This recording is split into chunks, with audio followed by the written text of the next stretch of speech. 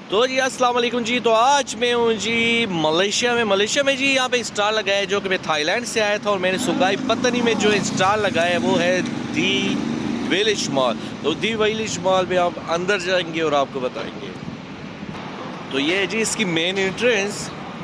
तो अभी मैं जाके आपको मैं अपना स्टाल बताता हूँ जो कि पाकिस्तान शान पाकिस्तान के नाम से है जी, और जो कि ये स्टाल से श्रीलंका में लगाया था, उसके बाद थाईलैंड में लगाया था, अब मलेशिया में दोबारा आ चुका हूँ और उसके बाद भी जाएंगे सिंगापुर।